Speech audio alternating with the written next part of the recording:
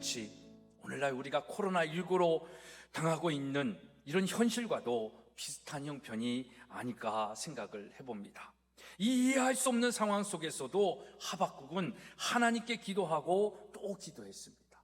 그래서 이 절망적인 상황을 허락하신 하나님께 섭섭한 마음과 불평, 의심, 원망하면서 계속해서 부르짖어 기도한 것입니다. 그렇게 기도하다가 이 모든 상황이 하나님의 섭리 속에 있음을 깨닫고 그의 기도가 바뀌는데 어떻게 바뀝니까?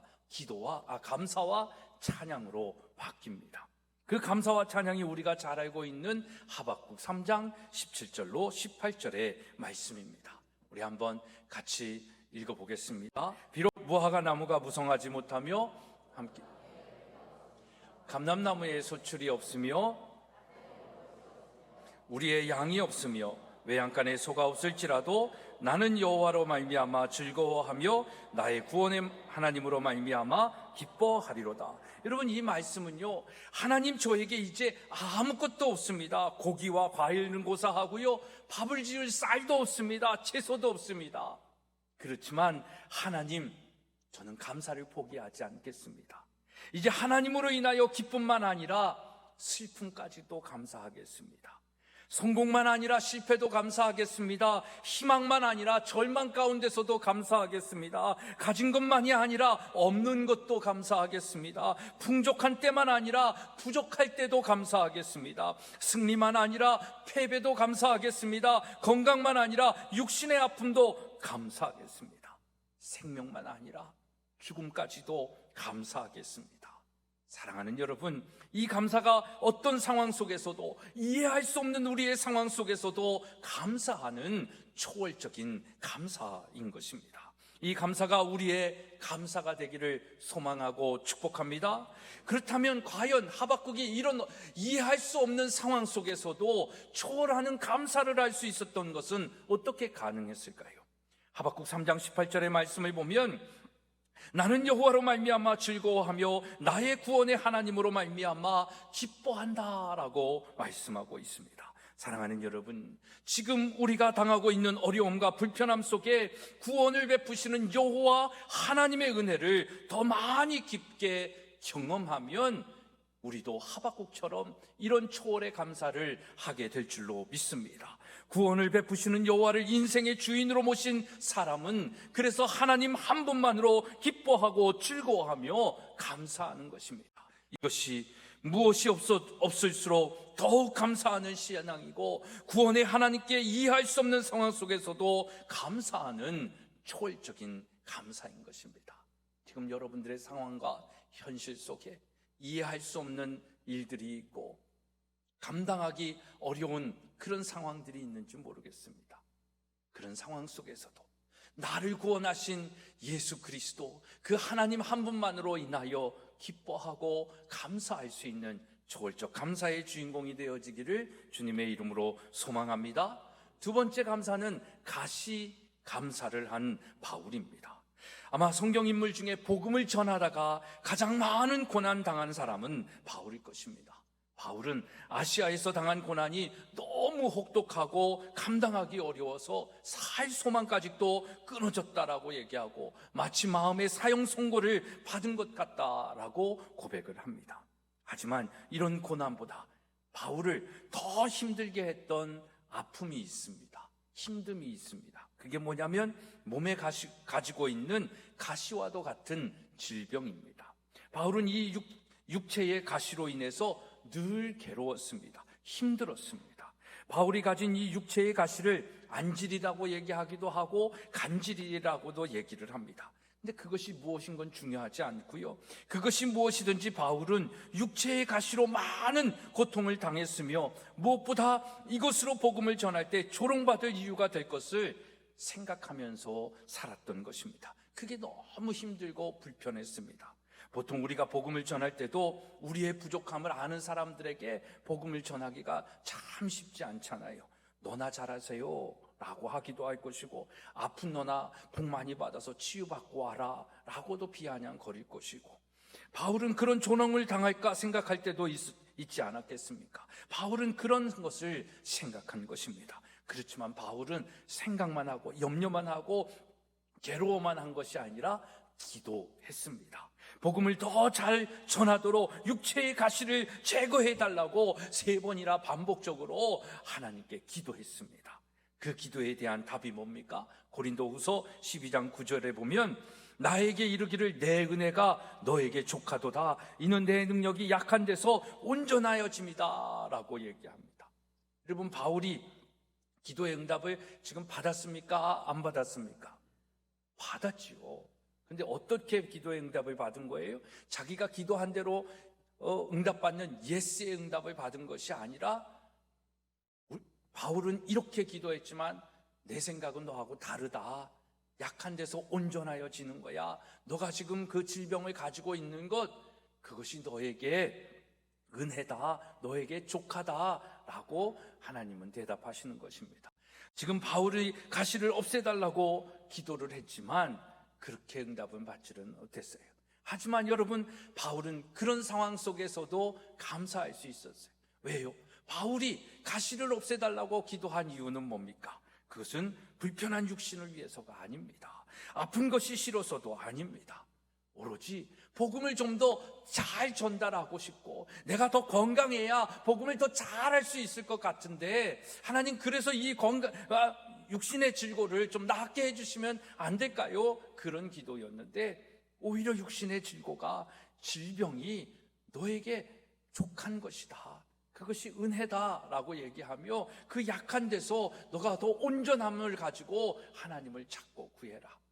여러분, 어떻게 보면 이것이 그에게는 가시로 느껴졌는지 모르겠지만 그 가시를 하나님의 은혜가 족함을 아니까 그 가시가 오히려 바울에게는 온전하게 하는 능력이 됐다라는 것입니다. 여러분, 생각해 보십시오.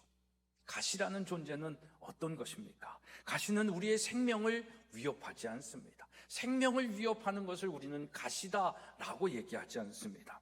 오히려 가시는 사람 몸속에 박혀 끊임없이 괴롭히고 고통스럽게 하는 존재입니다. 아마도 바울은 이 육체의 가시만 해결된다면 더 많은 일들을 할 수 있을 거라 생각하며 기도했을 것입니다.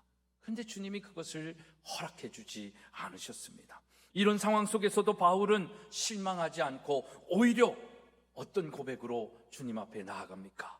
바로 감사의 고백입니다. 디모데전서 1장 12절에 보면 나를 등하게 하신 그리스도 예수 주께 내가 감사함은 나를 충성되이 여겨 내게 직분을 맡기십니다. 데살로니가전서 5장 18절에 범사에 감사하라, 이것이 그리스도 예수 안에 너희를 향하신 하나님의 뜻이니라. 디모데전서 4장 4절에 하나님이 지으신 모든 것이 선함에 감사함으로 받으면 버릴 것이 없다 라고 말씀하고 있습니다. 이렇게 바울이 삶에 없어지기를 원하는 가시가 있음에도 불구하고 감사의 고백이 가능한 이유는 무엇이겠습니까? 그것은 주님에 대한 전적인 믿음의 마음이다라는 것입니다.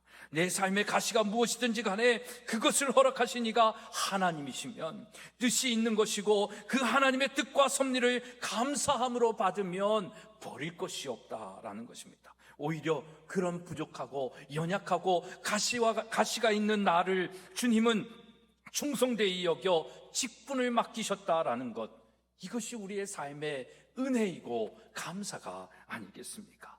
바울은 이 은혜와 감사를 알고 믿는 자였습니다. 그런 감사로 행복한 믿음의 사람이 되어지기를 소망합니다. 셋째로, 감사는 제로 감사인데, 이 제로 감사자로 소개하는 자가 욥입니다. 영국의 한 기자가 유명한 극작가 버나드 쇼를 찾아가 물었습니다. 세계의 모든 책이 불타도 남아 있어야 할 책이 있다면 어떤 책이라고 생각하십니까? 그러자 버나드 쇼는 이렇게 대답합니다. 성경이고 그 중에서도 욥기라고 생각을 합니다. 욥은 가난해도 병들어도 자식을 잃어버려도 아내가 배반해도 감사할 줄 아는 사람이었기 때문입니다. 그래서 욥기는 꼭 있어야 된다라고 버나드 쇼가 얘기한 겁니다. 그러니까 여러분, 버나드 쇼의 말은 이 세상에서 모든 것이 없어져도 감사의 마음만 있으면 이 세상에는 희망이 있다라는 의미가 아니겠습니까? 욥은 하나님께서 인정하신 동방의 의인입니다. 하나님을 경외하면서 악을 가까이 하지 않은 경건한 사람입니다. 정말 성경에서 이렇게 인정하는 그런 사람이 있을까 할 정도로 하나님은 욥을 굉장히 칭찬하시고 인정하셨습니다. 그래서 순전하고 정직한 자다라고 얘기하고, 욥을 하나님께서 사단에게 어떻게 보면 소개하지 않습니까? 여러분, 그래서 하나님은 사단 앞에서 욥의 믿음을 2번이나 칭찬하셨습니다. 그 믿음을 하시고 하나님은 이미 그를 축복하셨죠. 욥은 어마어마한 하나님의 축복을 받은 사람이에요. 그리고 자녀의 축복도 받았어요. 아들이 7이고 딸을 3, 그러니까 10자녀의 아버지였다라는 것이죠. 무엇 하나 부러울 것이 없는 사람입니다. 그런데 하나님께서 사단에게 욥을 테스트하는 그 시험을 허락하십니다. 그래서 한순간에 재산을 다 잃어버리죠. 자녀도 한날에 다 죽습니다. 그리고 그런 욥을 보면서 아내가 나가서 죽어라 할 정도로 욕을 하지 않습니까? 그리고 그런 욥을 위로하기 위하여 절친인 3 친구가 오지만 그 3 친구도 결국 위로가 아니라 조롱과 비웃음만 치다가 돌아가는 것입니다. 욥은 이렇게 자식도 재산도 명예도 건강도 친구도 아내도 모두 그의 곁을 떠나버리는 비참한 순간을 경험했습니다. 그럼에도 불구하고 욥은 흔들리지 않았습니다. 끝까지 좌절하지 않았습니다. 어느 한순간에도 잃어버린 비극을 당하면서도 원망이나 불평하지 않았습니다. 신세 한탄하지 않았습니다. 그러면서 그는 오히려 하나님을 찬양합니다. 욥기 1장 20절로 22절의 말씀을 보면 이렇게 감사하고 있습니다. 땅에 엎드려 예배하며 이르되 내가 모태에서 알몸으로 나왔사온즉 또한 알몸이 그리로 돌아가올지라. 주신 이도 여호와시요 거두신 이도 여호와시오니 여호와의 이름이 찬송을 받으실지니이다 라고 감사하며 예배를 지금 드리고 있는 것입니다. 여러분, 이 모든 일에 욥이 범죄하지 아니하고 하나님을 향하여 원망하지 아니하였다라고 얘기합니다. 어떻게 보면 사단과 하나님과의 그 논쟁에서 믿음의 증거, 이게 복을 받아서 잘 믿는 것이 아니라 믿음으로 인하여 복을 누리고 있다라는 욥의 신앙을 사단에게 보여주신 것입니다. 그 시험이 끝나고 욥은 그 전보다 더 큰 하나님의 축복을 받게 되지 않습니까? 그래서 욥을 통해서 우리는 제로 감사가 무엇인지를 생각하는 것입니다. 욥은 본래 인간은 아무것도 없는 제로 상태에서 무에서 태어나 하나님이 주신 은혜로 살았는데 다시 가져가시니 이 또한 하나님의 은혜라고 감사하며 찬양하는 것입니다. 이것이 제로 감사입니다. 여러분, 그래서 감사는요, 제로에서, 아무것도 없는 무에서 시작하는 것입니다. 원래 없었던 것이고 하나님이 주신 것임을 인정하는 것에서 시작하는 것이 진정한 감사인 것입니다. 그래서 여러분, 무에서 출발하면 모든 것이 감사한 것입니다. 옷 한 벌, 밥 한 끼, 숨 쉬는 공기, 따뜻한 햇빛, 아름다운 자연, 이 모두가 감사의 조건이에요. 그래서 이 가을에는요, 정말 감사의 마음을 우리에게 가지게 하지 않습니까?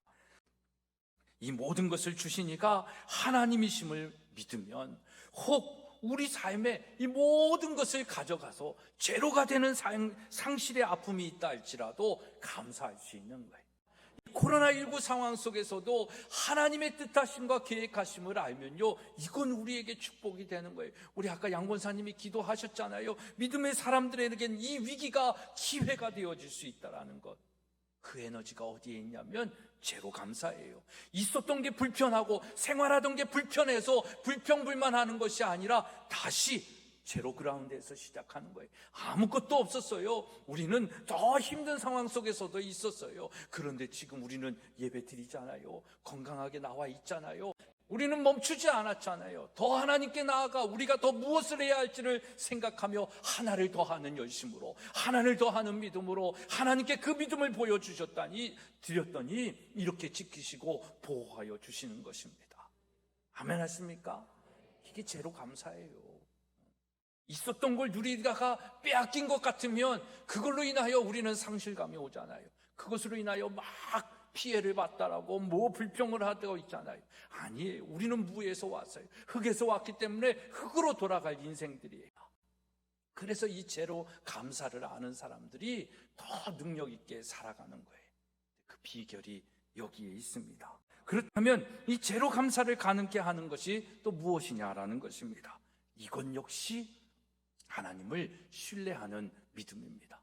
이건 초월적인 감사, 가시의 감사, 이 제로의 감사, 또 그 외의 모든 감사는 어디서부터 비롯되는 것이냐면 하나님을 철저히 믿는 그 신뢰에서 있는 믿음에서 비롯된 것입니다. 그러니까 믿음이 있어야 됩니다. 믿어 라고 한다고 그걸 우습게 생각하지 마십시오. 믿음이 있어야 감사할 수 있는 것이고요, 믿음이 있어야 사랑할 수 있는 것이고요, 믿음이 있어야 능력이 있는 것입니다.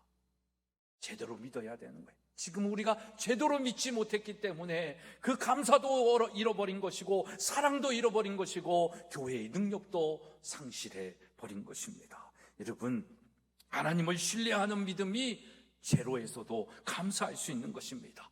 주신 이도 거두신 이도 하나님을 믿는 것입니다. 그러면 거두신 자리에 하나님께서 더 좋은 것으로 채우신다라는 것을 경험하게 될 줄로 믿습니다. 그렇습니다. 여러분, 제로 인생을 깨닫는 순간 우리는 감사의 인생이 시작되는 것입니다. 그렇게 되려면 우리의 마음의 상태를 제로로 낮추어야 하는 것입니다. 지금 우리가 뭘 가지고 있고 어디에 있든지 간에 항상 하나님 앞에 제로의 상태로 살아가는 것, 이게 삶의 지혜이고 감사의 축복을 받는 것입니다. 사랑하는 여러분, 불평은요, 내가 가지고 있는 나의 위치를 과대하게 생각하는 교만에서 나오는 마음입니다. 그러나 제로 감사는 모든 것이 하나님께로부터 왔음을 인정하는 겸손한 믿음입니다.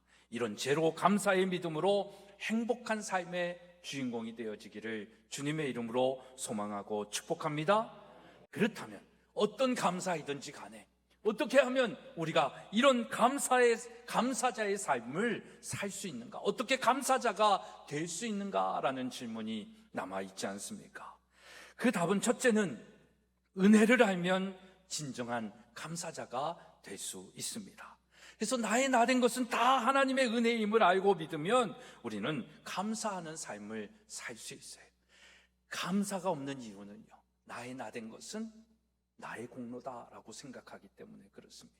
내가 땀을 흘려서, 내가 열심히 살아서, 내가 얻었기 때문에, 내가 이루어 놓은 공로이기 때문에, 내가 만들어 놓은 공적이기 때문이라고 생각하는 사람들은 감사하기 참 쉽지 않습니다. 감사한 척은 하지만 모든 것을 잃었을 때 제로 감사가 되지 않습니다.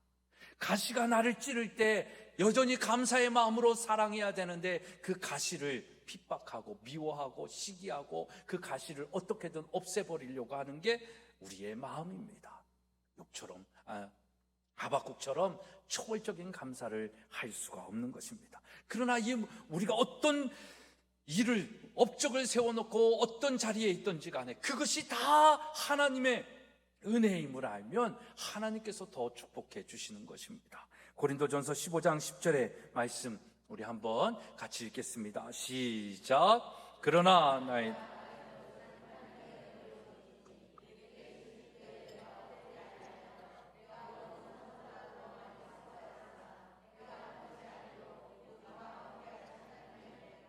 내가 더 많이 수고하였지만 그 수고함마저도 하나님의 은혜다라는 것입니다. 여러분, 예수 믿고 여호와를 경외하며 성령의 은혜를 아는 자가 되면 그래서 행복합니다. 변화되지 말라 그래도 변화되는 거예요. 그 변화의 역사 속에 우리의 삶에 크고 은밀한 일들이 드러나고 나타나는 거예요. 변화되지 못했기 때문에 그 은혜로 사는 것이 아니라 나의 의로, 나의 공적으로 살려고 하니까 그 하나님의 크고 은밀한 일들이 우리의 삶 속에 지금 드러나고 나타나지 않고 있는 것입니다.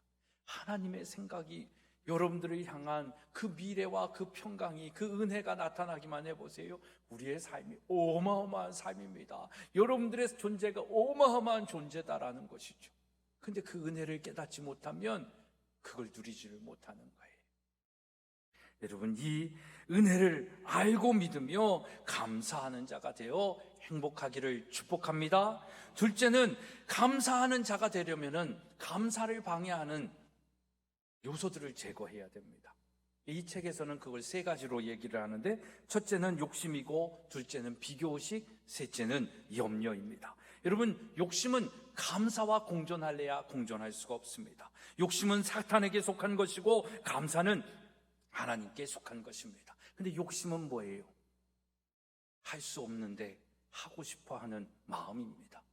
이 사전에, 국어 사전에 찾아보면 이렇게 설명하고 있어요. 분수에 넘치는 일을 하려고 하는 마음, 할 수 없는데 하고자 하는 마음이다라고 분명하게 설명하고 있어요. 피조물은 피조물로 살아가야 되는데, 피조물이 하나님처럼 자기 멋대로 자기 하고 싶은 대로 살려고 하는 분수에 넘는 마음, 그게 욕심이에요. 그러니까 우리가 살아가면서 그 마음을 가지고 살아가는데 그것이 채워지지 않으니까 불평불만하는 거 아닙니까? 그래서 욕심이 잉태하여 죄를 낳고 죄가 장성하여 사망에 이르는 것입니다. 여러분, 욕심은 그래서 우리의 영혼을 죽이고 이 세상에서 감사하며 행복하게 사는 우리의 삶을 빼앗아가는 나쁜 생각이고 우리 인생의 적인 것입니다. 이 욕심을 이기는 방법은 무엇일까요?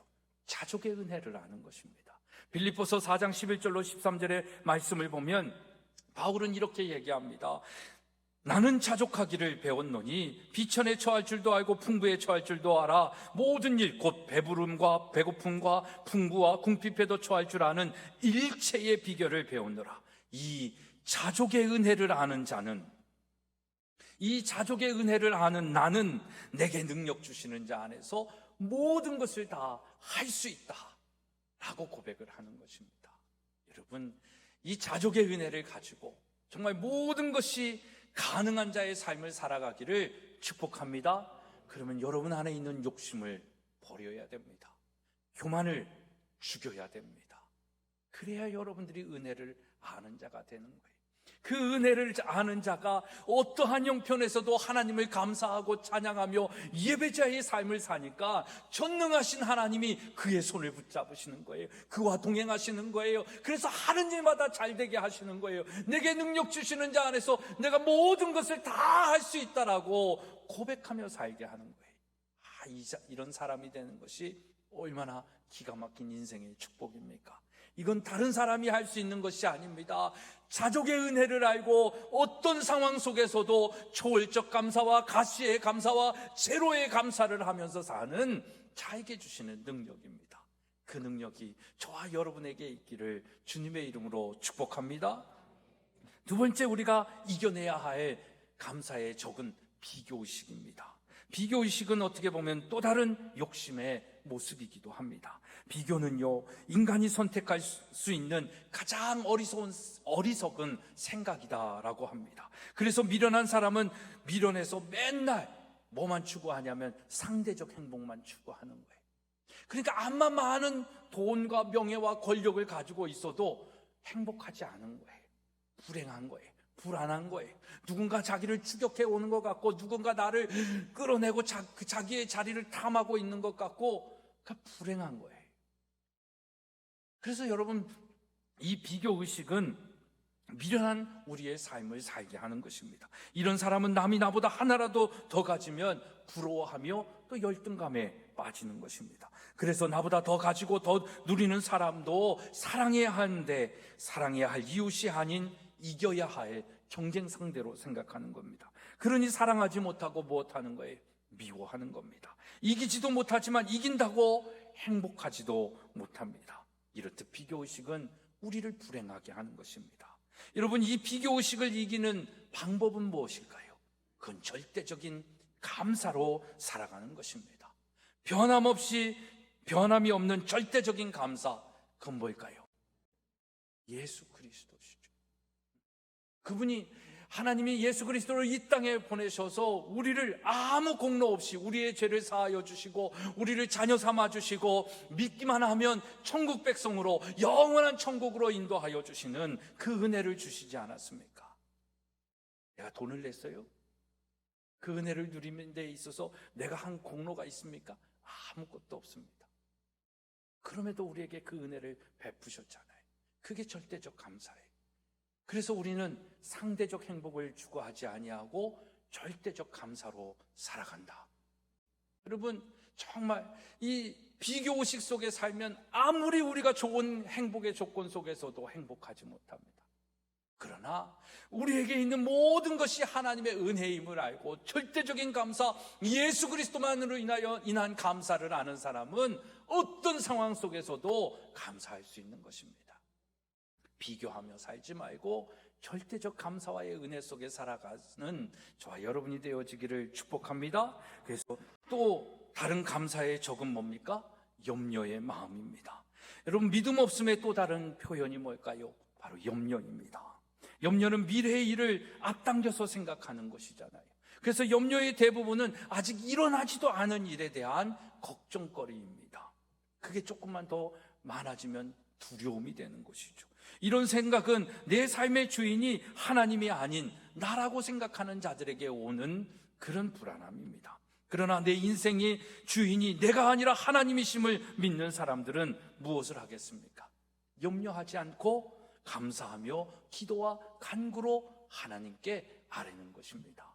그래서 빌립보서 4장 6절의 말씀이죠.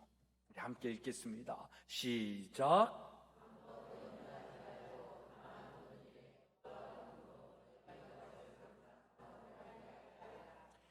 여러분, 염려하지 말고 감사하세요. 염려하는 생각이 들면 그래, 제로야. 아무것도 없었어. 감사야. 그래, 가시야. 가시지만 이 가시로 인하여 내가 더 온전하여지고 성숙할 거야. 감사해. 아무것도 없어. 다 빼앗겼어. 불안해. 그래도 감사해. 난 여호와로 인하여 기뻐하고 그 구원으로 감사해. 초월적 감사해. 그리고 그 감사한 마음으로 기도하는 거예요. 간구하는 거예요. 그러면 하나님께서 어떻게 하신다라고 약속하십니까? 우리 7절의 말씀 한번 읽습니다. 시작.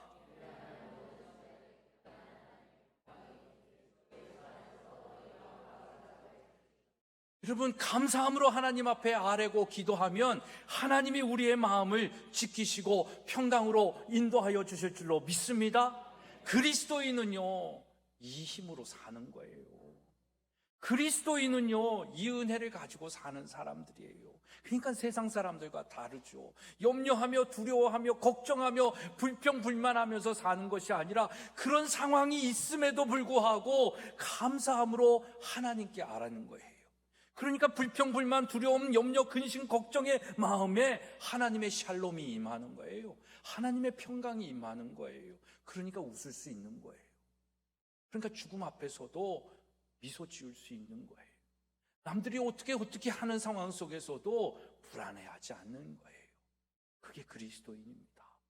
여러분, 우리 삶에 있는 모든 염려와 근심을 이기는 방법, 감사함으로 기도하는 것입니다.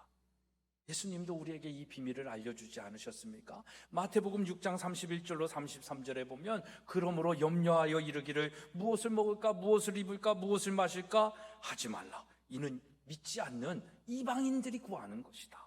너희는 하늘 아버지께서 이 모든 것이 너희에게 있어야 할 줄을 아시는 걸 알지 않느냐.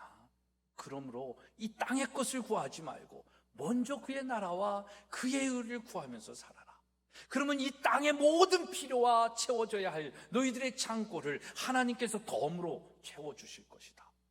여러분, 이 땅의 재물과 명예와 이런 것들은요, 우리가 살아가면서 덤으로 받아야 되는 것이지 그게 우리 인생의 본질이 아닙니다.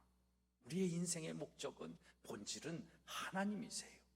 그래서 그 하나님을 잘 믿고 섬기는 것이 이 모든 것을 덤으로 누리는 거예요.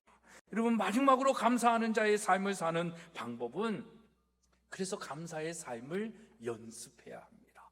초월감사, 가시감사, 제로감사는 누구나 할 수 있는 것이 아닙니다. 이런 극한 상황 속에서의 감사는 평소의 삶 속에서, 일상생활 속에서 모든 것이 하나님의 은혜임을 고백하면서 감사하고 평범한 것들에 대하여 감사하는 훈련과 연습이 된 사람이 할 수 있는 것입니다.